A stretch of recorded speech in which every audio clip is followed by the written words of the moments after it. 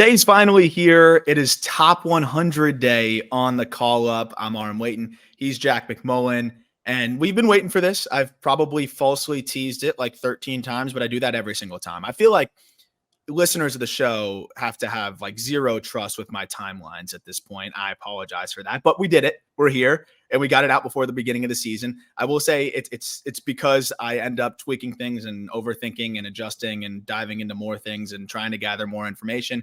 And then Jack also asks me like annoying questions such as, what was your favorite one that you asked me? Tamar Johnson or Thomas Ajazi or something like that, which is like guys who are opposites. And then my brain splits. So my favorite was we were sitting at dinner with our video czar, Will Cohen, and I said, hey, Aram, Yanquiel Fernandez or Enrique Bradfield Jr.?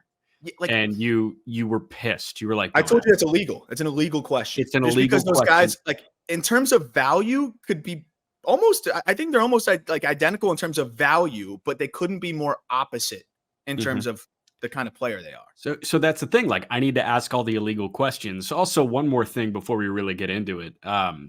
You make fun of me for taking naps. I love naps. Huge nap guy. Are you going to take a nap now that this is done? We still got 15 team prospect lists to do, but there's no rush on that now. So yes, I will take a nap. Okay, but for those who are wondering, well, what about my favorite teams list? We got you. We're coming. Yeah, that's coming as well. And that'll be the focus through the first month of the season. We'll get, maybe 2 months, we'll get the rest of those out. But yeah, I'm looking forward to that nap and just sitting down and not having to think about the list for a little bit and just watching these guys play. And then we updated at the midseason. Good. Real quick before we get into the top 100, a couple of guys. Monday was a big day for roster decisions, like very notably. And there were some guys that didn't make the team. I just mentioned Joey Weimer, who was graduated from prospect ranks, but Weimer didn't make the Brewers, which is crazy. Robert Gasser, who we've been pounding the pavement, should not make another AAA start. Guess what? He's going to make another AAA start, it seems. But Jared Jones in Pittsburgh made the team, which was fun. And then obviously you've got the notables. Chorio and Colt Keith were going to make the team regardless. They got paid big money. Yeah, they got paid to make the team. But I want to go through Jared Jones. And of course, Jackson Holiday, though, not making it as well. Holiday didn't. One of those things where we talk about on the Just Baseball show and then we might forget. So I don't know if you were going to go there, but I was just wanted to say before I forgot. Yeah, I was going to go kind of rapid fire. I was going to go Jones, Langford, Holiday, and then there was another, Cowser. Okay, then I'm just an interrupting ass. Go ahead. No, you're good. Jared Jones makes the Pirates. That's awesome. And I mentioned it on the Just Baseball show. If he didn't make it, then it was clearly never an audition in spring training for that 4 and 5 spot. It was an audition, and he made it. Good for him. I think it was 16 1/3 scoreless, or at least no earned runs. I think it was 3 unearned runs. He pitched like a man possessed. How excited are you to watch Jones throw? I was going to turn that question on you, being that, you've got to know the guy a little bit. We've had an interview with him, from you just chatting up with him at the field and definitely go check that out from a few months ago. But I mean, I'm just excited to see that intensity on the mound. Yeah. That bully fastball, the slider was unbelievable through spring training. I think we still have the same third pitch question, but the thing is like that's going to either rectify itself at the big league level or not. I don't think any more time in AAA really mattered. And I think he can really carve through some big league lineups with the fastball slider. So I am so excited. We're going to be talking about him plenty, but several episodes ahead. We're going, 15 prospects at a time as we're breaking down each of these, in case you didn't notice that in the title.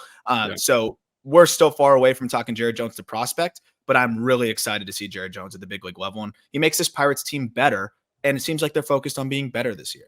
Well, yes, they are. And there's also intrigue every 5th day, which I love. And, like that's something that I guess you could have been lacking if they did like the opener thing. And I guess that was the other plan. And like, hey, Bailey Falter is going to go 3 today. Do Pirates fans really want to tune into that? I don't think so. I think they'd rather watch the little kid who like throws 100 miles an hour. He's 21 years old, 22 years old, and he's throwing 100 from like 5'11" and 180 pounds soaking wet. So it is very fun. Wyatt Langford is the opposite build. He is, what was he? T-Rex. But he makes the Rangers opening day roster. And I loved the video of Bochy and Chris Young sitting in the clubhouse with him and telling him in Bochy's manager's office in Arizona, because you could see on Wyatt's face that he was happy. but he doesn't really seem like a hugger. Like he didn't jump out of his chair and like give anybody a hug. He was just like, thank you, coach, like that kind of thing. And then like shook Bochy's hand and shook Chris Young's hand and was out the door, all good. It does feel like business as usual for him, and we may just come to expect the unexpected with Wyatt Langford.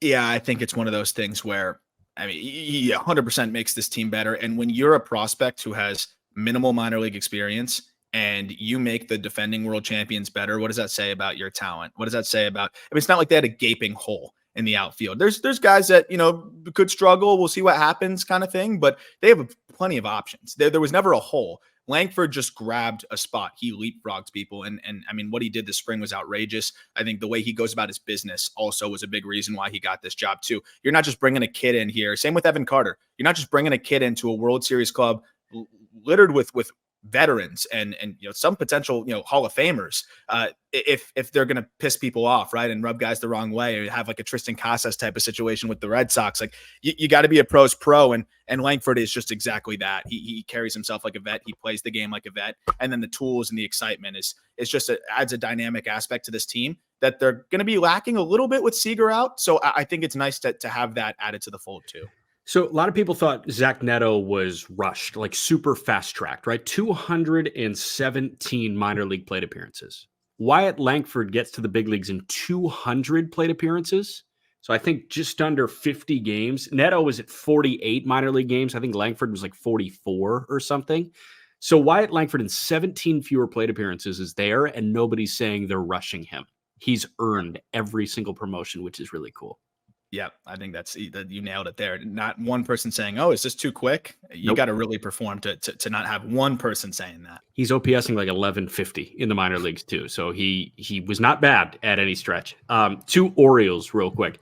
Jackson Holliday doesn't make the team. Colton Cowser does. Let's start with Cowser. He probably doesn't have everyday reps in that lineup available, but they feel very comfortable with him being the fourth outfielder that can play all three outfield spots, it seems. That's the big thing, I think, right? Because you want to make sure that you have somebody that can plug into center field if Cedric Mullins goes down, which has been a pretty recurring issue, unfortunately. So yeah. I think that's an aspect of it where you look at Jackson Holliday. Sure, you could really make a strong case that he belongs in the team. But we went into spring training kind of saying, I thought that it was more of an outside chance looking in terms of Holliday finding a spot on the team, just because it was hard to find everyday reps. They have other things with the roster that they kind of need to settle before they just bring Holliday up, because that forces some other issues. I think you can call it service time manipulation. I'm sure that helped inspire the Holliday decision a little bit, but I think you could have justified it without the service time implications. And, I don't know if the Orioles were as keen on that with the new ownership and everything. But with Cowser, it's a different situation. He's not going to play every day. He also can plug into center. I love the adjustments he's made, and I think that's a big reason why he also made the team. But it's different than a Kjerstad than a Mayo, because one, you want a guy like Mayo and Holliday getting everyday reps. You don't want them sitting out at all. And right now they might be a little bit. And on top of that, Cowser, I think, fills more of a need. They are good on the infield. It's more of a Jackson Holliday makes us better type of situation, which I think they'll realize in a month or two. And there's some things that Holliday can work on, but with Cowser, convenient that they'll realize that in a month or two. Yes, of course. But I do think that, look, he swung and missed a little bit more than we're used to. There's some things that I'm sure defensively he can continue to work on. Again, I think he should be on the opening day roster. I just don't think it's as egregious as some of the other instances that we've seen. Doesn't defend it, doesn't make it okay. But I think, considering how fast he's been tracked, it's a little different. And with Cowser, he's filling a role that's not going to be an everyday role unless he just continues to mash, which I think he can. But you're okay with Cowser playing 3 days a week because you're not worried about stunting the 24-year-old's development. You're worried about, affecting the development of your newly turned 20-year-old number one overall pick who has been unbelievably good. He is raked in spring training, but there has been some aggressiveness. There has been some swing and miss. And, I think with the defense side of things too, they don't want to just throw him into the fire. I think he would have been fine. I think he would have been pretty good. But again, I think this isn't like a Chris Bryant work on your defense thing quite as much as maybe some are making it out to be. I can totally see that. Two more O's that actually just came to mind. For the love of God, trade Kyle Stowers. And then I saw Connor Norby tweet yesterday, year 3 exclamation point. He's going into his 3rd year in AAA. Connor Norby, we can't be doing that. Like, move them for pitching. Why not? I would love that. I mean, Norby, the guy's just a hitter. We heard Chase McDermott talk about it. He's just Yeah, an automatic. He just bats a ball like he just hits. I it's don't need to see blocked. that guy in AAA anymore. I've had enough. Him and Stowers, it's crazy. And then entertain me for a moment because I am in hog heaven right now for however long we get him. Paul Skenes is coming to Indianapolis. I was like doing backflips when I saw that announcement.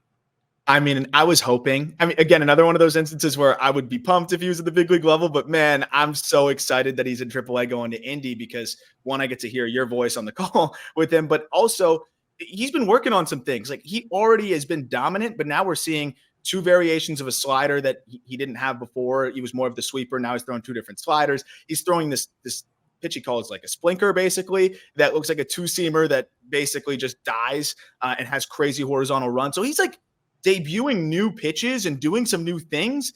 And I think it's a perfect setting for him in AAA to really unveil that. However many starts you get him in Indy, it's going to be an absolute blast to watch. I hope the fans pack it in to Victory Field because, I mean, this is a really unique opportunity to see a guy that could win Cy Youngs. And I think he's going to, really show out there in Indy right away. It's just one of those, man. Like I remember 2021, I thought I was going to get CJ Abrams in Fort Wayne, but in turn he goes to AA and he breaks his leg. I was like, oh, damn.